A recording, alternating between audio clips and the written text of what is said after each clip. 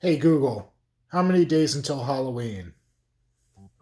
Halloween in Jacksonville is in 211 days. So this is an unboxing. Sadly, I'm having to get a delivery from my local comic shop. This is where the damn world's at right now. But we've got some Silver Shamrock novelties gear. We've got the new NECA Halloween III 3-pack figure. I don't normally talk about packaging in videos. I haven't really talked about a figure directly like this anyway in a while, but it's cool. I actually really dig this. I may cut out some of these bits and save them. I don't know. They're cool looking though. You have 3 masks on the side, of course. And there's kind of a cool little embossing or whatever you call that of the logo up here. It's actually really damn nice. Ooh, it's a slipcover. Fancy shit. Alright, we've got our 3 Silver Shamrock Mask kids, so I guess this technically fits with your display of Halloween 3 or Halloween 2018. And let's get this thing open. Oh. Oh, hell yeah. That's actually really damn sick. I like that. So, this is from, I got this from Mythical Mountain here in Jacksonville. Oh, also cool. This is actually a really cool box. So yeah, these are from Mythical Mountain here in Jacksonville, Florida. It is my go-to comic shop. I don't buy a lot of comics, but as far as action figures go, they've always got the new NECA stuff. They carry X Plus. They carry more and more, it seems, Bandai stuff. I got one of my most recent Ultraman figures from them. So they are a quality place. So if you are in the Northeast Florida area, I highly recommend them. They've got a shop in St. Augustine as well. And, all right. Ah, damn it. Okay. I've wanted to make a rant video about this for a little while now. These new tabs they're putting on here for the NECA figures, they drive me up the wall. They're just a pain to get off sometimes. I really wish they'd go back to twist ties. I don't know if these are like significantly more environmentally friendly or something, and that's why we're doing it this way, but I don't know. Oh, cool. All right, so let's get the figures out of the box first. Okay, of course these little tabs are popping off nice and easy for me this time. But normally, they're so tight in the figure. I think it's because these are tiny characters, but usually they're so tight in there that I have a hard time actually like stretching them enough to cut them from the backside. And I have to cut them from the front and risk like scratching the figure. So that's really my big complaint with those. All right, you know what? The pumpkin looks to be the blandest of the 3, so let's pop him out. Ah! His head came off. Alright, so that's pretty sweet. So we got a little silver shamrock stamp here on the side. Detail on the face is pretty good. Got the little medallion there on the back. Kid just got his black jumpsuit on. We've got some little sneakers going on there at the bottom. These are, of course, the retro cloth figures. So articulation, I guess. So you got a ball joint there at the neck. A decent amount of motion. It spins pretty freely, but you can't get very far up or down out of it.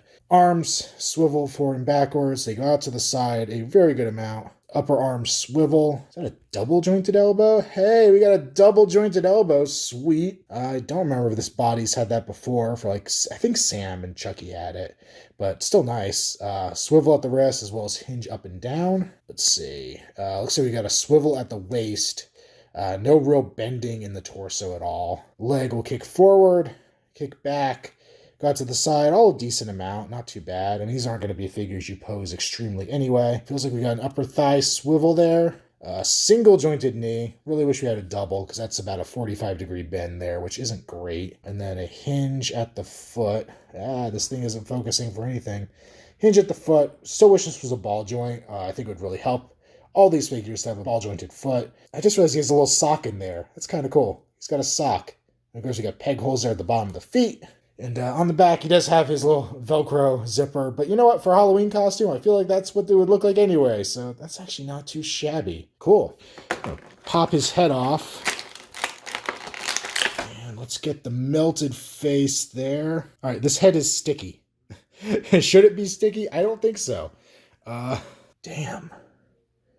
That looks really good. I like the snake going through the mouth and the eyes. It's all rotten looking. Really skeeving me out. This is sticky.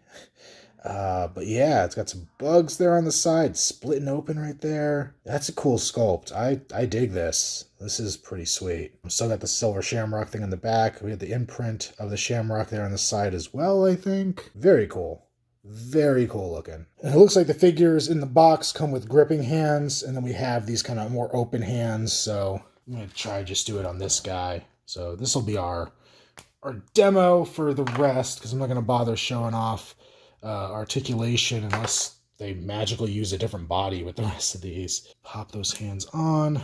So we got the clawing hands, so we can get him like grabbing his head in agony there. I was so excited for this set, and I'm pretty damn happy to have these in hand finally. I've been on record as not being a huge fan of this line, but certain characters just do it for me, and these definitely fit with that. All right, so there's our pumpkin boy. So let's go over to the witch, and the hat is right here. So the hat is, I guess, like a rubbery plastic. Wait, is the hat supposed to go on the jack-o'-lantern? Why am I blanking on how this hat's supposed to go? So the hat fits on the jack-o'-lantern. There's a very little hole there in the inside, and that pegs onto the stem here. I mean, that looks fine. That looks cool. I thought it went on the witch for some reason. I mean, it's like would make more sense thematically that it was on the witch, but it definitely doesn't fit with this hood on, so I guess not. I need to rewatch this movie. I love this movie, and apparently I don't remember it very well. So we got the witch head up here. Oops. So I guess they all come with very loose heads to start with. It looks pretty good. One thing to call out is I do think the eyes are just black inside for all these, so you don't see the kid's eyes underneath, which I guess is fine. The hood's kind of rubberized on there, but it does not... Wait, is it removable? It seems like it could be, but I really don't want to... I don't want to mess with it too bad. Then we got this cloak over the shoulders. Does this have a... Ooh, it's got a bendy wire in it, so we can actually pose this if you want it to be in a certain way. My only gripe with this would be these ties are pretty huge, but you could always modify those, I guess, if you wanted. We do also have the little sash around the waist here. We got the dress, we got the frayed edges there at the bottom, some more shoes. Looks like no socks with this one. The same kind of hands with frayed edges around the end as before. We turn it around, we got the silver shamrock logo there in the back of the mask. And just more of the same on the rest of the figure. It is bare legs under here, so there's no like pants on the figure, which makes sense. You wouldn't really need that for display purposes. All right, so let's pop her head off. Pop on our Meltdown witch. Now here you can actually see the eyes, which is kind of cool. You got the snake coming out of the mouth. Just total meltdown mode. Looks really gross and creepy. Back of the mask was all the same. The hood looks to be just the same hood. But yeah, dig that. Then we got our skeleton boy, which is, I think, my favorite of the three masks. So that looks pretty nice. Got the missing teeth in there. Once again, the eyes are all blacked out. And then we got the slit up the back with the silver shamrock logo. Now, he actually does have printing on the back of his jumpsuit, so it looks like the same black jumpsuit we got the pumpkin in, but with the printing of the skeleton on there. Really cool, got that great retro Halloween vibe to it. He's got what look to be the repainted versions of the same shoes and socks that we have on the pumpkin. So these are red. Yeah, so that's pretty cool. And then we've got the Meltdown face, this is really cool too. It's got the snake going through there, stuff cracking apart. I think the eyes are still blacked out on this one, but it almost looks like there's supposed to be an eye like melting in there. Back's got some good detail as well. Definitely a solid little Meltdown sculpt. And we got this little bag here, which I'm going to try to open up without ripping anything. So we've got, looks like a little paper bag, like a trick-or-treat bag. Looks like we got two of those, so just generic little trick-or-treat sacks. And then this little, ooh, it's kind of like a nice laminated feeling, plastic trick-or-treat novelty bag. Very cool, very retro looking. You can open that up and have stuff inside as well. Really cool. Last but not least, we got our TV here with the pumpkin, so that goes between the pumpkin face and the silver shamrock logo, which is really cool. This looks to be the same TV we got with the They Live set and the Freddy TV set, but it's a cool retro looking TV.